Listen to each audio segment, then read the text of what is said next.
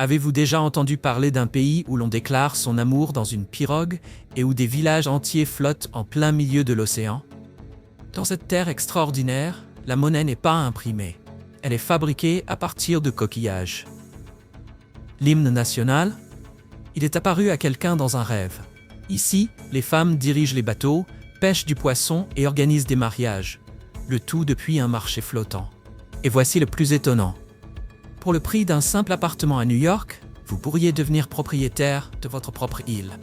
Bienvenue aux îles Salomon, un paradis pacifique isolé, enveloppé de mystères.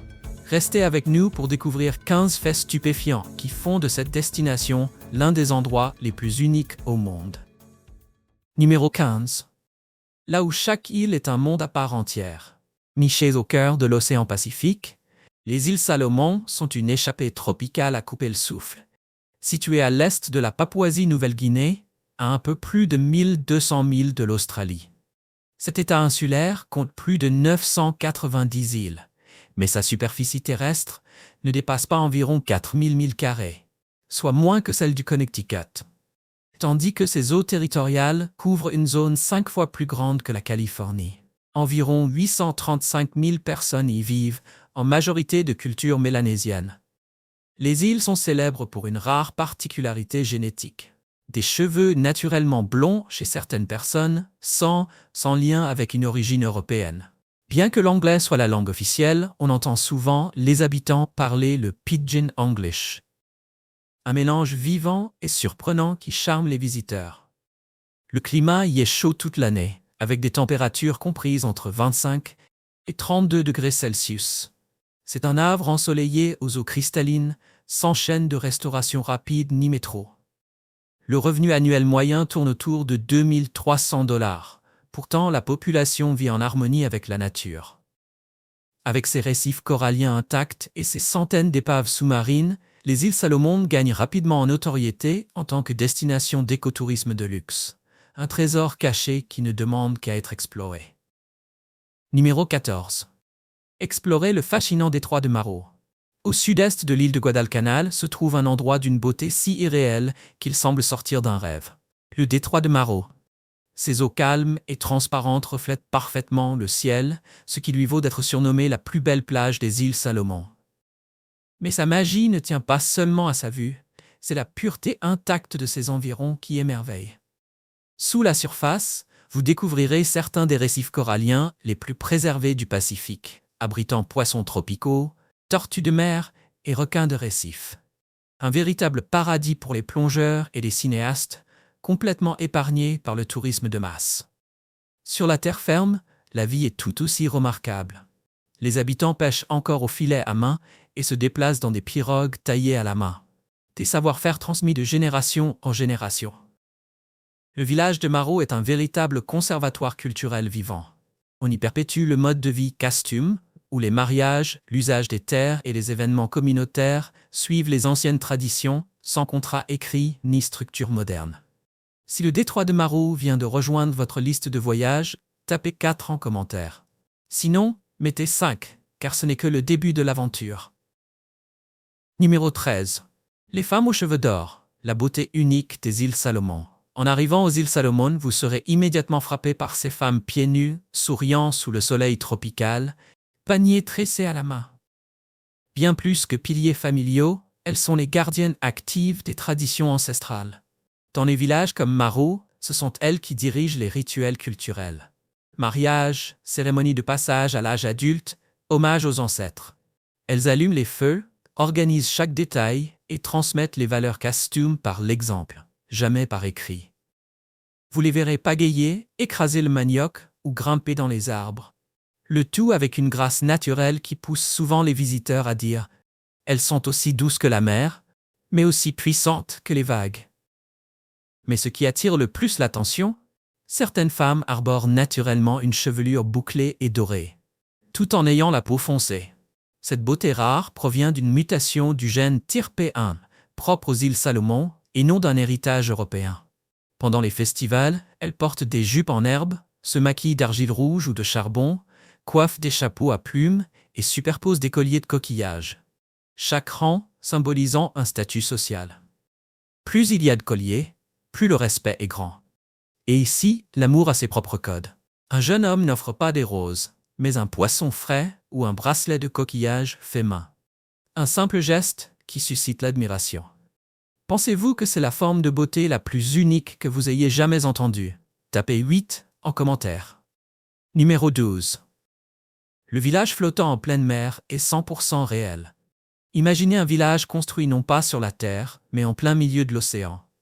Ce n'est pas un décor, mais bel et bien un lieu de vie depuis des générations. Bienvenue à Lau Lagoon, un véritable village flottant situé au cœur du Pacifique, dans les îles Salomon. Depuis plus d'un siècle, bien avant Internet, des milliers de personnes vivent ici sur la mer. Les habitants ont bâti plus de 60 petites îles artificielles avec des rochers coralliens à plusieurs centaines de mètres du continent. Sur ces bases flottantes, ils ont érigé des maisons sur pilotis, cultivé des bananiers, élevé des poules et construit un village complet, juste au-dessus des vagues. Ici, tout se fait en pirogue. Aller à l'école ou rendre visite à un ami, il faut payer. Et à Lau Lagoon, il n'y a ni clôture ni serrure. Juste une communauté ouverte où poissons, histoire et éclats de rire se partagent librement. Vous êtes photographe? C'est peut-être votre rêve absolu? Les couchers de soleil y rivalisent avec ceux des Maldives, alors que les silhouettes des maisons sur pilotis scintillent sur l'eau, brouillant la frontière entre mer et ciel. C'est le plus beau coucher de soleil des îles Salomon, disent certains. Numéro 11. La monnaie coquillage, une vraie devise aux îles Salomon. Aux îles Salomon, la monnaie ne se limite pas au papier. Elle est aussi faite de coquillages.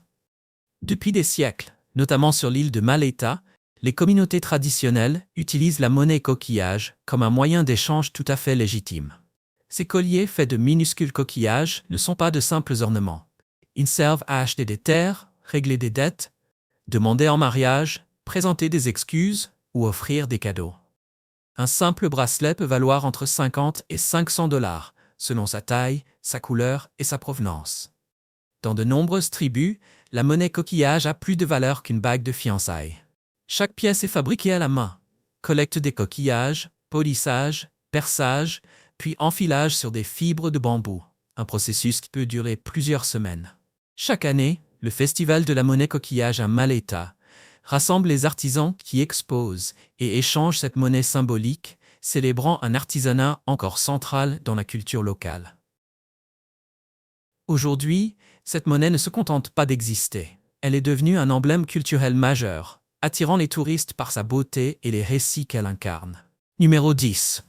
Acheter une île pour le prix d'un appartement. Une réalité aux îles Salomon. Cela peut sembler incroyable, mais aux îles Salomon, vous pouvez devenir propriétaire d'une île privée pour le prix d'un petit appartement à Brooklyn, soit entre 300 000 et 500 000 $. À ce prix, vous obtenez un paradis tropical vierge, avec palmeraies, récifs coralliens et plages privées.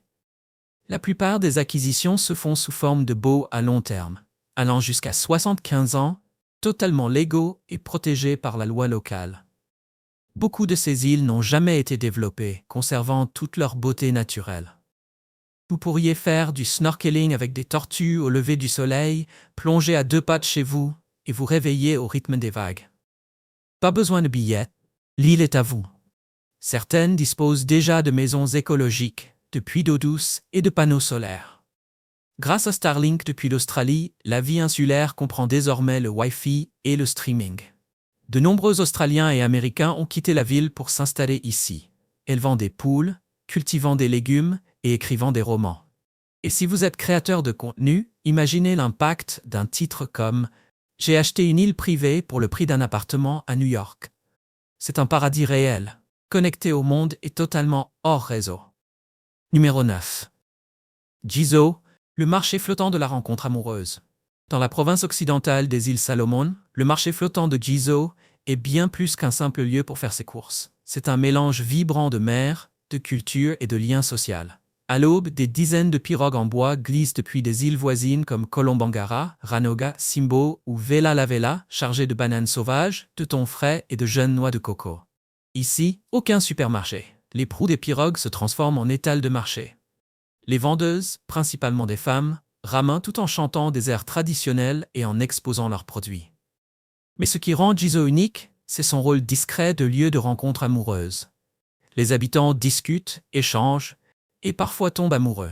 Parfois après une simple conversation, parfois à la suite d'une collision fortuite de pirogues. Et si l'amour ne naît pas avec des roses, mais autour d'histoires partagées et de noix de coco mûres.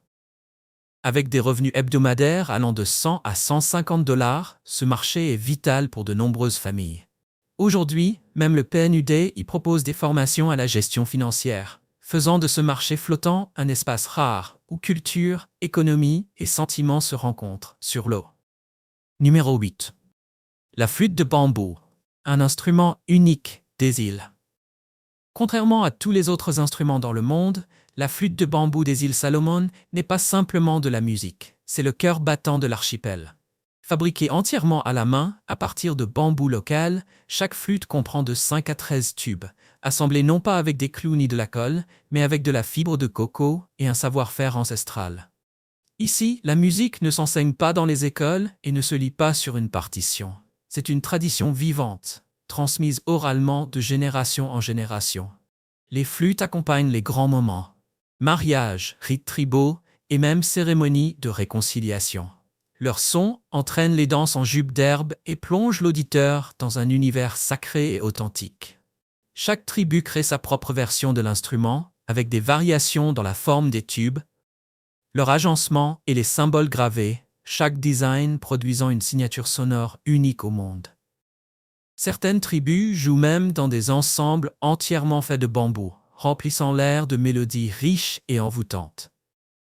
Aujourd'hui, la flûte de bambou est devenue une véritable icône culturelle des îles Salomon, mise à l'honneur lors d'événements de l'UNESCO et de salons touristiques internationaux, résonnant bien au-delà du Pacifique. Numéro 7. Salomon, un hymne national venu d'un rêve. Parmi les nombreux hymnes nationaux à travers le monde, peu possèdent une histoire aussi touchante et inhabituelle que God Save Our Solomon Islands.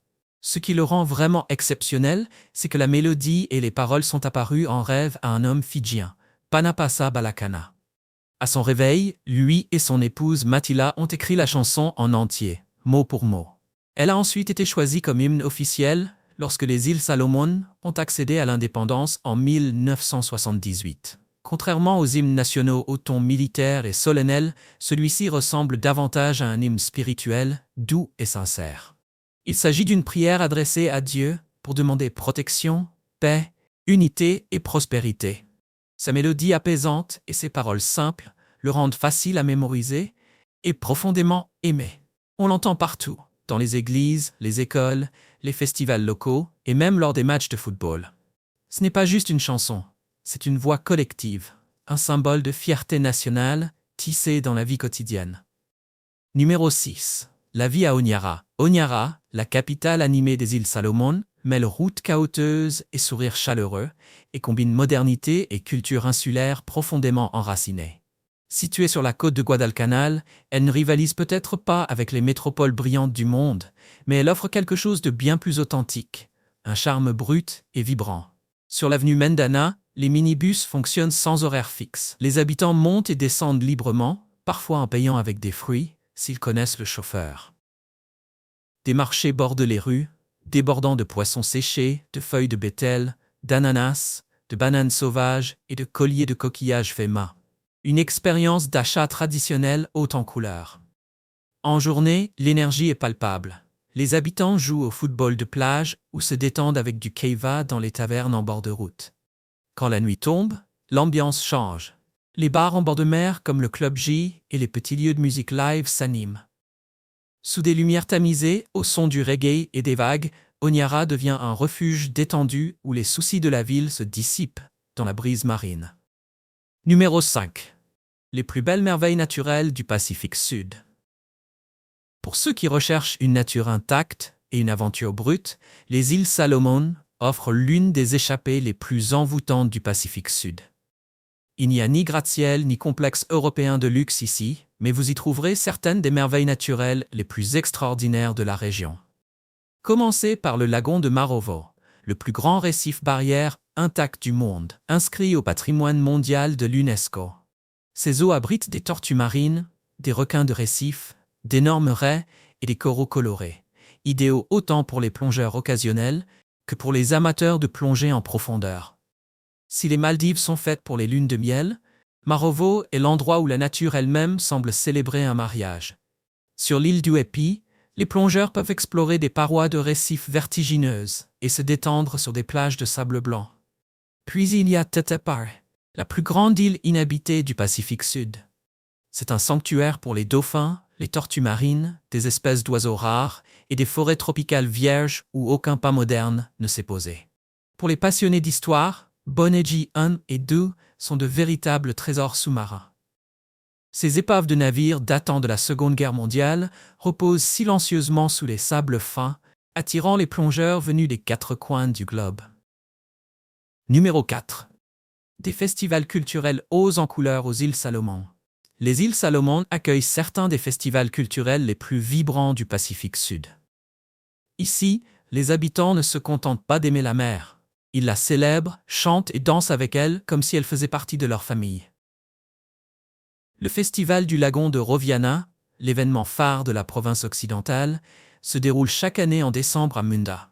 Pendant 4 jours, des insulaires venus de toutes les régions se réunissent pour exposer leurs pirogues décorées, participer à des courses de bateaux, des concours de pêche, des spectacles de danse de feu, des concerts de musique et des festivals culinaires locaux. Pour les visiteurs, c'est comme des Jeux olympiques culturels sur l'eau.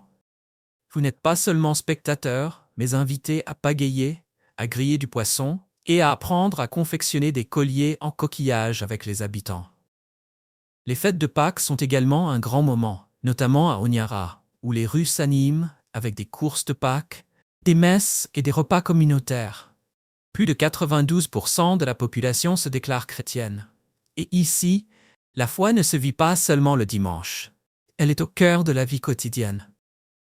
Et si vous êtes présent lors du Festival des Arts du Pacifique, l'un des plus grands festivals artistiques d'Océanie, vous verrez que les îles Salomon sont véritablement un joyau culturel du Pacifique Sud. Numéro 3. Le coût de la vie aux îles Salomon. Vivre aux îles Salomon est une excellente option pour ceux qui recherchent un mode de vie paisible et tropical sans exploser leur budget. On peut y vivre confortablement avec environ 1200 à 1400 $ par mois, soit environ 30 à 40% de moins que le coût moyen de la vie aux États-Unis ou en Europe.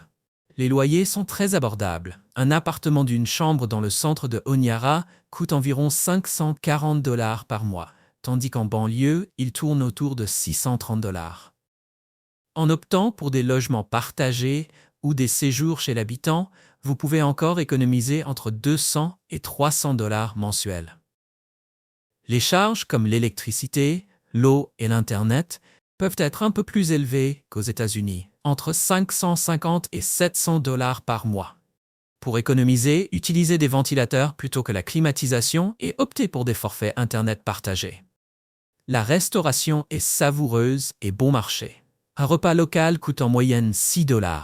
Et vous pouvez économiser encore davantage en cuisinant vous-même avec des produits frais achetés sur les marchés. Le transport public est extrêmement bon marché, à seulement 36 centimes le trajet.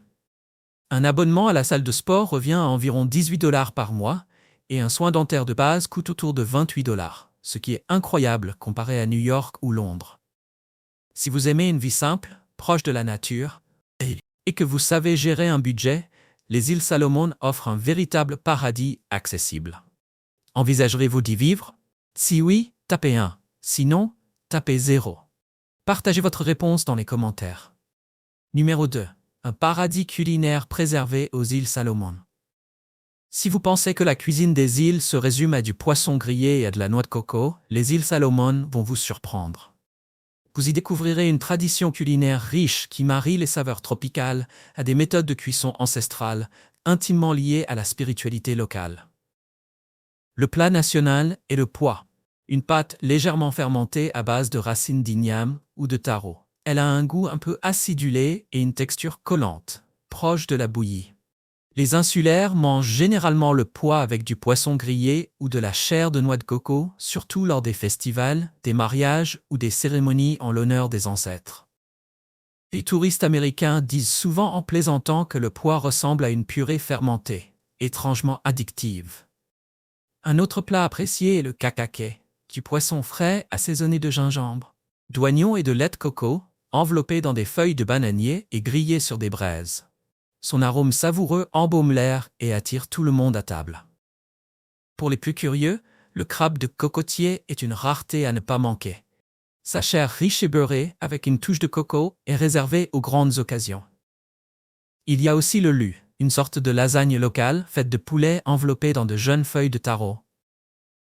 Cuit lentement dans du lait de coco jusqu'à une tendreté parfaite. Et n'oubliez pas le gâteau à la banane locale, cuit dans un four en argile, moelleux, parfumé, avec un arôme fumé qui évoque la nostalgie et laisse un souvenir inoubliable. Numéro 1. Les îles Salomon, le seul pays où la vie tourne autour de la pirogue. Aux îles Salomon, ne pas avoir de pirogue, c'est un peu comme vivre aux États-Unis sans voiture. La pirogue n'est pas un simple loisir, c'est un élément essentiel du quotidien.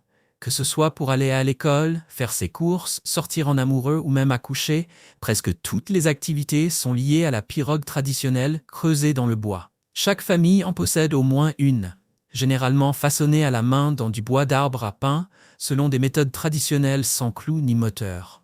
Les enfants apprennent à pagayer dès leur plus jeune âge, car c'est un savoir indispensable. Certains villages ne sont accessibles qu'en pirogue, à travers les mangroves ou les lagunes, pour un trajet d'environ 30 minutes, un peu comme une version rurale de la Floride, mais sans route. Fait étonnant, ici, les jeunes déclarent leur amour par une balade en pirogue, emmenant leur bien-aimé faire le tour de l'île dans l'embarcation qu'ils ont eux-mêmes construite, comme un Américain qui emmènerait son crush admirer le coucher du soleil à bord d'une Mustang. Lors des grands événements comme le festival du lagon de Roviana, les courses de pirogue sont encore plus spectaculaires que les courses de NASCAR, avec des percussions tribales, une fierté communautaire et des centaines de spectateurs en liasse. Les habitants des îles Salomon ont un dicton: la pirogue est notre deuxième maison et notre amie la plus fidèle. Simple, sans prétention, mais solide et loyal à l'image des gens d'ici. J'espère que tu as aimé la vidéo d'aujourd'hui. Si c'est le cas, n'oublie pas de cliquer sur le bouton j'aime et de t'abonner à la chaîne pour ne pas manquer les prochaines vidéos passionnantes. Ton soutien nous aide à continuer à créer du contenu encore meilleur. Assure-toi de regarder la prochaine vidéo qui apparaît à l'écran. Je suis sûr que tu vas l'adorer. N'oublie pas de laisser un commentaire sur le pays que tu aimerais que nous explorions prochainement. Merci beaucoup d'avoir regardé et à très bientôt dans la prochaine vidéo.